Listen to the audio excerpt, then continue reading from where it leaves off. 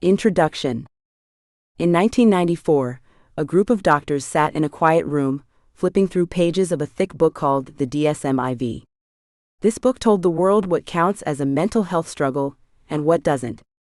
As they wrote the new rules for ADHD, they had a specific image in their minds.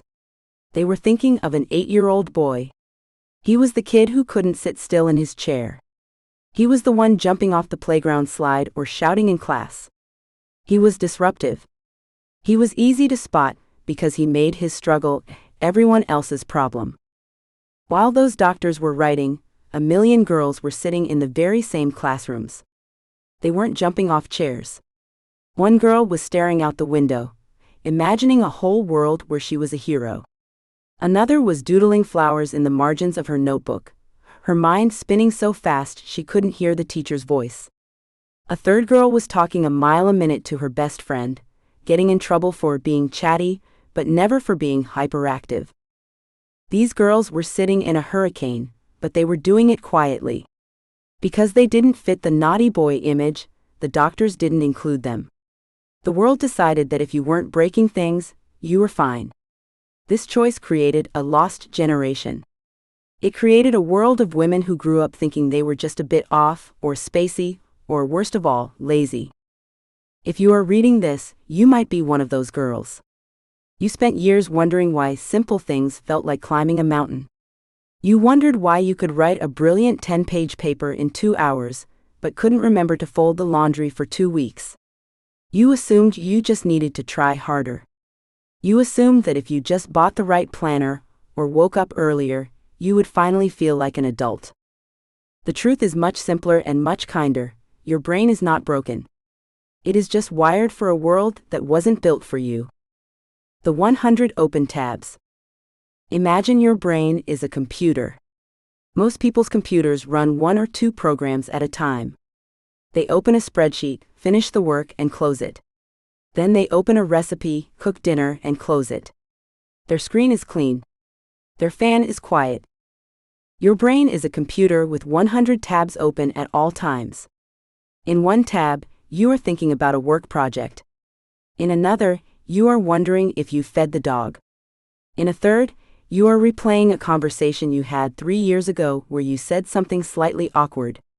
There is music playing in a background tab that you can't turn off. Every few minutes, a new pop-up window appears with a great idea that makes you forget all the other tabs. This is what it feels like to have ADHD as a woman. It isn't just about being distracted.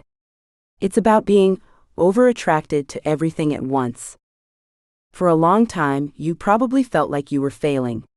You see other women who seem to have it all together. Their cars are clean. They show up to brunch on time. They don't have a doom pile of mail on their kitchen counter that has been there since last Tuesday. When you look at them, you feel a deep sense of shame. You think, why is being a person so hard for me? This shame is what we call the mask. To survive, you learned how to perform. You learned how to smile, nod, and pretend you knew what was going on, even when your mind was 1,000 miles away. You became an expert at acting normal. But masking is exhausting. It takes so much energy to pretend you are put together, that by the time you get home, you have nothing left. You collapse. You burn out. You feel like a fraud who is about to be caught. The secret buzzing. Elena Rodriguez knows this feeling better than anyone. It is 7:45 a.m. in Austin, Texas, and Elena is standing in her kitchen. On the outside, she looks like a successful 36-year-old graphic designer. She has a nice house, a husband named Marcus, and 2 kids who are currently screaming about a lost shoe. On the inside, Elena is vibrating. There is a physical buzzing in her head that feels like a swarm of bees. She is trying to make school lunches, but she just realized she forgot to buy bread. Again. Her 8-year-old is crying because today is library day, and they can't find the book about sharks. Elena feels a wave of heat crawl up her neck. She wants to scream, not at her kids but at the world. She feels like she is drowning in invisible labor. Every small task, the shoes, the bread, the shark book, feels like a lead weight tied to her ankles. Elena? Have you seen my keys? Marcus asks, poking his head into the kitchen. Elena doesn't answer. She can't. Her brain has hit a shutdown point. She stands frozen by the counter, staring at a half-finished cup of cold coffee. She feels like a failed adult. She was the gifted kid in school. She was the one everyone said had so much potential. Now, she is on the verge of a performance improvement plan at her agency because she missed 3 deadlines in a row. Not because she couldn't do the work was easy, but because she couldn't figure out how to start. She turns to the refrigerator to get some milk, and there, sitting next to the eggs, are her car keys. She doesn't laugh. She feels like crying. What is wrong with me? She whispers to herself. Elena's story is not unique. It is the story of millions of women who have been told their symptoms are just anxiety or stress. It is the story of women who are tired of being told to just use a calendar. A New Blueprint, The Neuroarchitect. This book is not about fixing you. You aren't a broken version of a normal person. You are a different kind of person entirely. If you try to use the same tools as everyone else, you will keep failing, and you will keep feeling ashamed. You can't win a race if you are wearing shoes that are 3 sizes too small. The goal of this book is to turn you into a neuroarchitect. A neuroarchitect doesn't try to change the brain they were born with. Instead, they design a life that fits their brain. They stop fighting the 100 tabs and start learning how to manage the executive secretary in their mind who keeps going on unannounced coffee breaks. By the time you finish these chapters, your life will look different. Not because you suddenly became a perfect person, but because you stopped wasting energy on things that don't work. You will learn how to stop the burnout. You will understand why the mask is draining your battery and how to take it off without losing your career or your friends. Master the wall of awful. You will find out why you get paralyzed by simple tasks and how to break through that feeling of heaviness. Work with your body. You will see how your hormones, your cycle, pregnancy, or menopause change the way your ADHD works. Hint, it's why your meds seem to stop working once a month. Build external brains. You will stop relying on your memory, which is unreliable, and start building scaffolding in your home and office that does the thinking for you. Find your crisis clarity. You will learn why you are actually a genius in an emergency and how to use that power on purpose. Why this works. Everything in this book is based on real science and real history. We aren't going to look at dry medical charts. Instead, we are going to look at women who changed the world using their ADHD brains, even if they didn't have a name for it at the time. We will look at Hedy Lamarr, the most beautiful woman in Hollywood, who spent her nights inventing the technology that makes your Wi-Fi work today. She lived a double life, hiding her brilliant scattered mind behind a mask of glamour. We will look at Beatrix Potter, who used her intense hyperfocus to draw every tiny detail of a mushroom before she ever wrote Peter Rabbit. She turned her obsessions into a business empire. We will look at Dr. Virginia Apgar, a woman who thrived in the chaos of a hospital delivery room. She created the Apgar score, the very first thing doctors check when a baby is born, because she knew how to create simple systems in high-stress moments. These women weren't successful despite their brains. They were successful because of them. They found ways to make their distraction work for them, and you can too. The path ahead. The journey from shame to strategy isn't a straight line. It's a process of unlearning all the mean things you've said to yourself over the years. In the first few chapters, we are going to look at the history of why you were missed and what is actually happening inside your skull. We will talk about dopamine, the brain fuel that you are running low on, and how to get more of it without burning out. Then we will move into the action phase. We will talk about the wall of awful and how to climb it. We will talk about why your house feels like a mess and how to fix it without spending 8 hours cleaning. We will even talk about rejection sensitivity, that physical pain you feel when you think someone might be mad at you, and how to turn down the volume on that emotion. Finally, we will look at the long game. How do you design a career that makes you feel excited instead of trapped? How do you set boundaries with people who expect you to be the woman who does everything? A note on trust. You might be skeptical. You've probably bought 5 other books on productivity that are currently sitting under a pile of laundry. You've probably tried every app, every planner, and every life hack on the internet. The reason those didn't work is that they were written for people with quiet brains. They were written for the orderly computer. This book is different because it was written for the 100 tabs. It was written with the understanding that you are tired.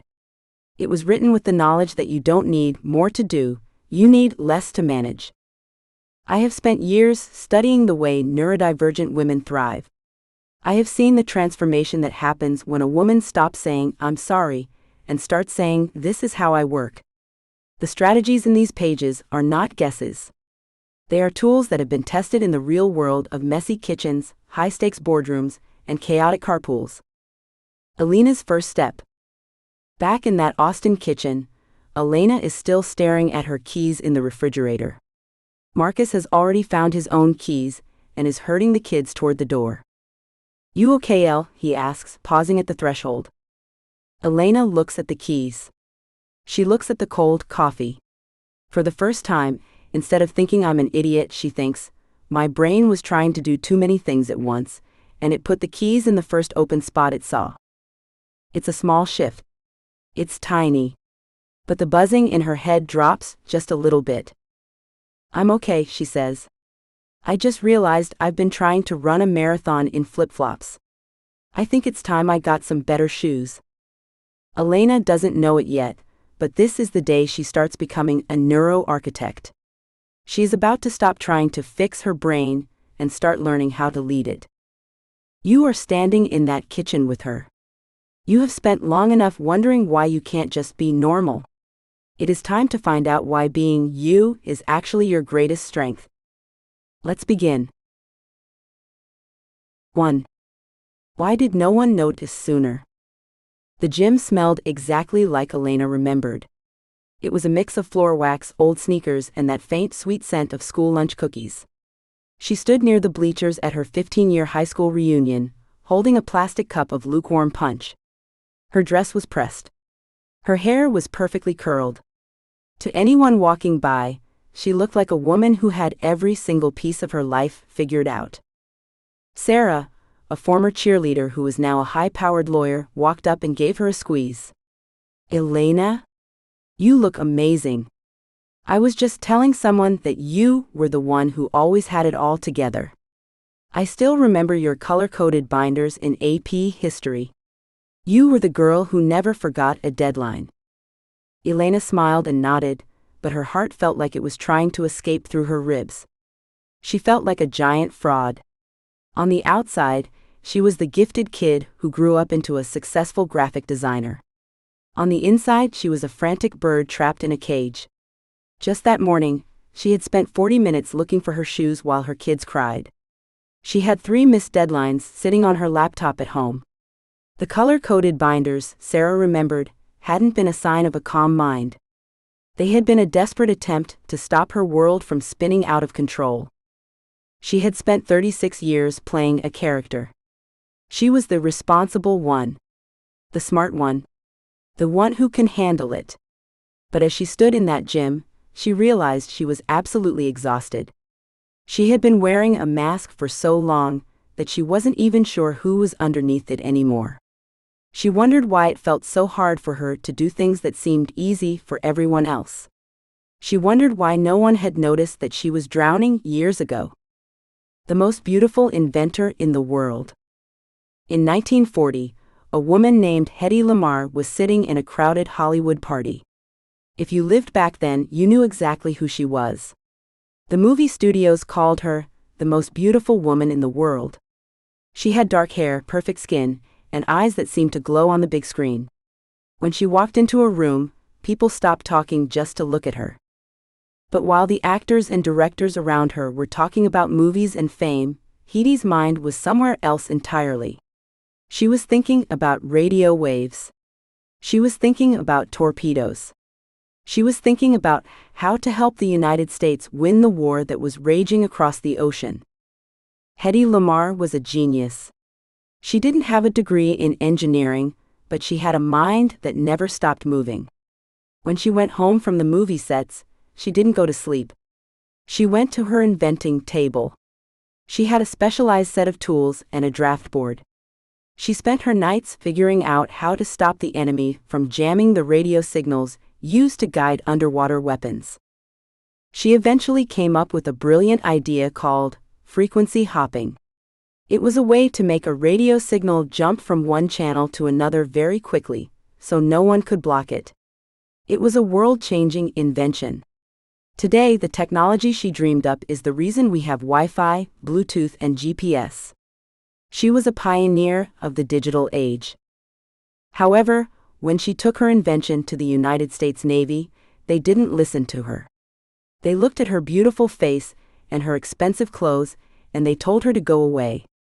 They told her that if she really wanted to help the war effort, she should use her fame to sell war bonds. They wanted her to go on stage, smile, and look pretty. They didn't want a woman who tinkered with tools. They wanted the character they had seen in the movies. So Hedy did what she was told. She put the tools away. She spent the next several years traveling the country, standing on stages, and being the most beautiful woman in the world. She performed the role perfectly. She wore the mask that society gave her. But because the world only saw the mask, they missed out on her true brilliance for decades. Her patent sat in a drawer gathering dust, while the technology she invented was ignored because it didn't fit the look of a scientist. This is the double life that so many women with ADHD live every day. Like Hedy, they are often seen as one thing, perhaps the smart girl, the creative one, or the busy mom, while their true internal world is something completely different. They spend so much energy making sure their mask is straight that no one sees the complex, racing, and often overwhelmed engine running underneath. The myth of the disruptive boy. To understand why so many women are only finding out they have ADHD in their 30s, 40s, or 50s, we have to look at how the world defined the brain for a long time. In the early 1990s, if you asked a doctor what ADHD looked like, they would describe a very specific person. They would tell you about a 7-year-old boy. This boy couldn't sit still in his chair. He was probably running around the classroom, shouting out answers without raising his hand, or accidentally knocking over a tower of blocks. He was disruptive. He caused problems for the teacher. Because he was loud and active, he was easy to spot. Doctors created a checklist of behaviors based almost entirely on this one type of child. Because of this, an entire generation of girls was left behind. While the boys were being sent to the principal's office, the girls were sitting quietly in the back of the room. Their minds were in a hurricane, but their bodies were still.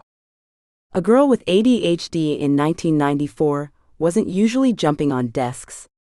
Instead, she was staring out the window, dreaming of a world made of dragons. Or she was over-talking, chatting with her neighbor until she got in trouble for being too social. Or she was the girl who was deeply sensitive, crying for hours because a friend didn't sit next to her at lunch. The medical community called this inattentive type ADHD, but most people just called it being a daydreamer or being emotional. Because these girls weren't breaking things or causing a scene, no one thought to check their brain chemistry. They were told they just needed to pay more attention or stop being so sensitive. They grew up believing that their struggles were a choice.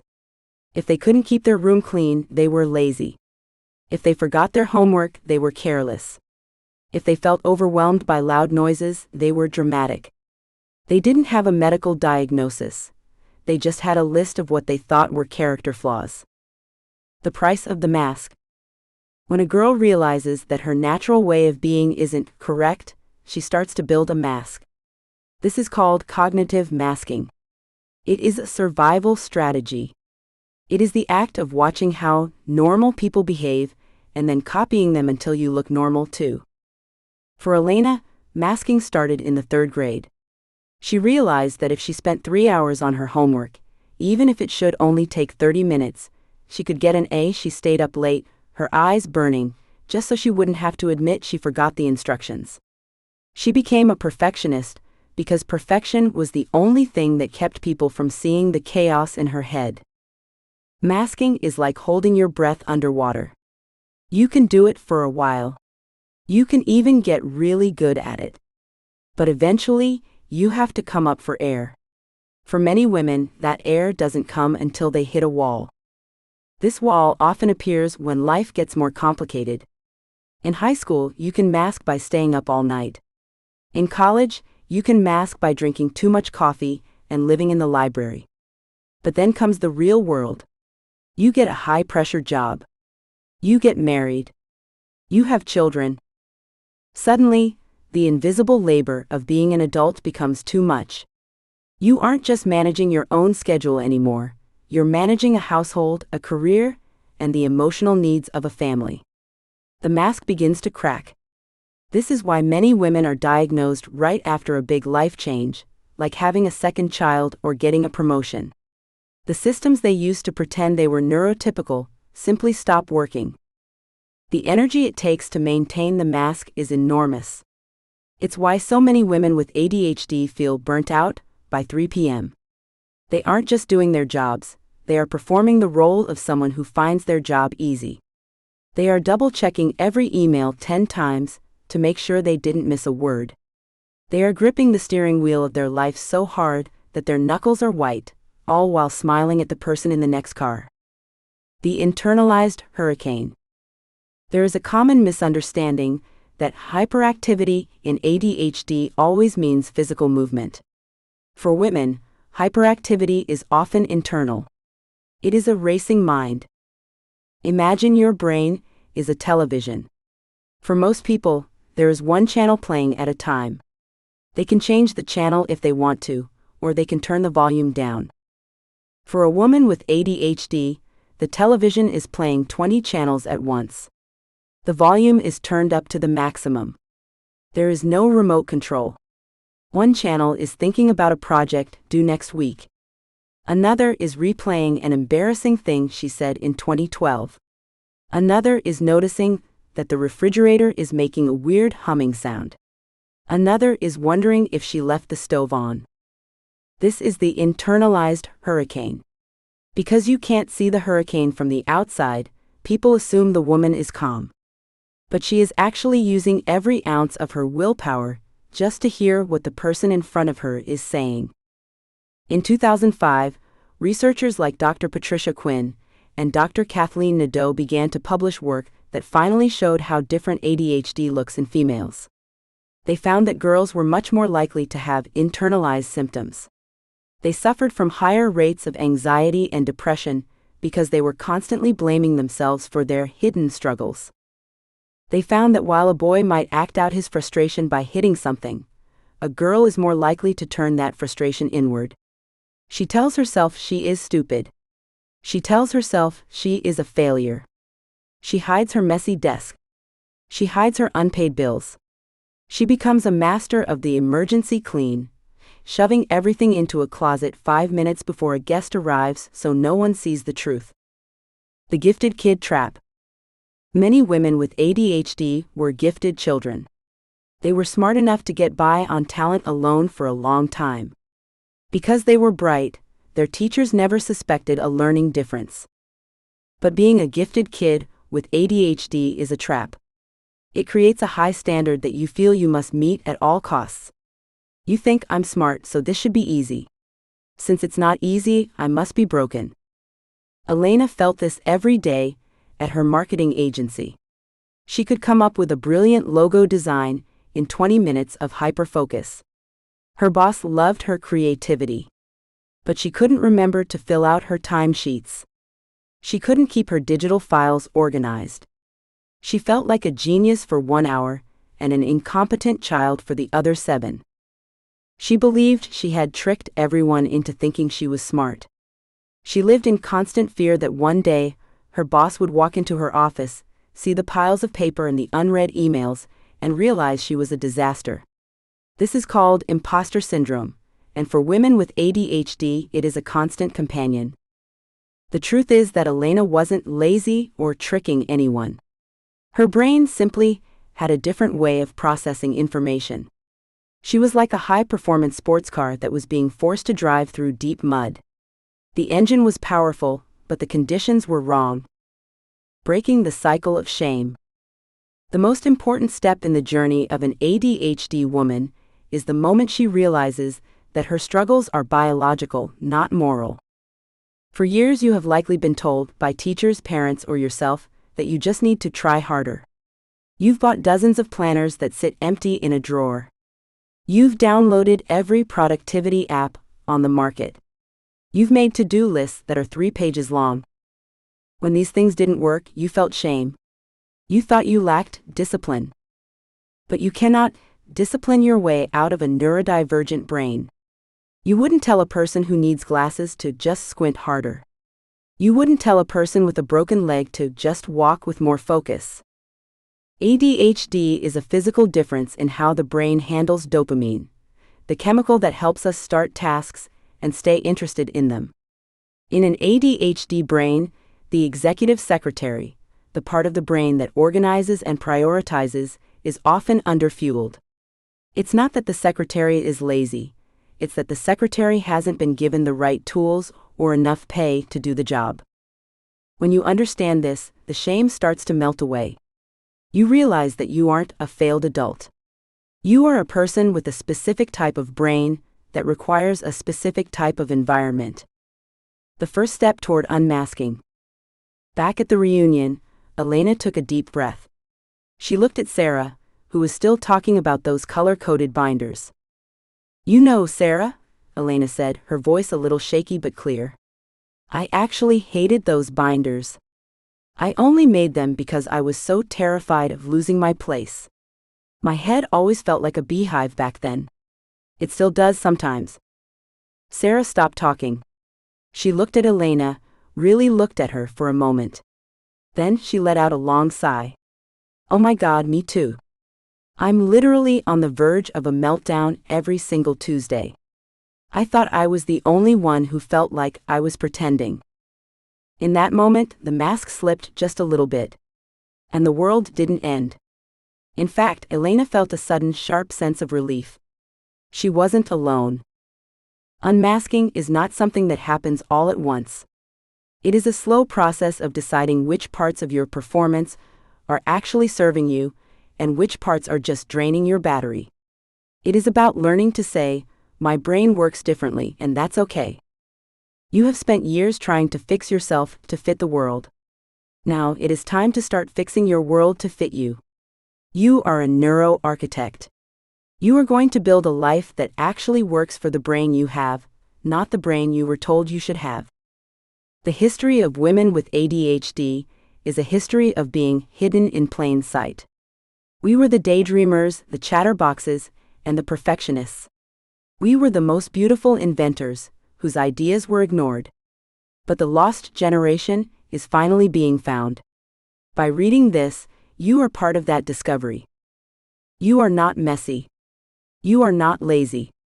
You are not too much. You are a woman with a powerful, fast, creative brain that simply needs a different set of instructions. Today, we are going to stop trying to be normal. We are going to start being effective.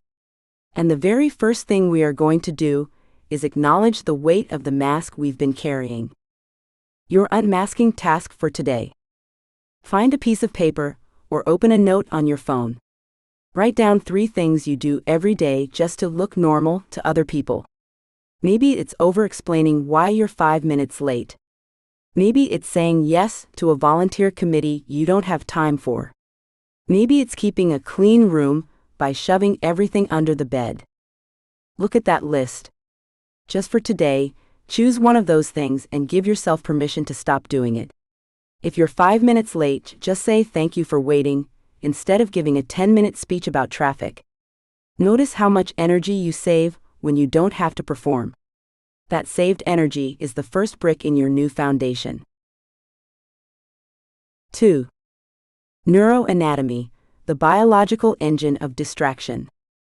The air in the Scottish Highlands was damp, smelling of wet earth and rotting pine needles.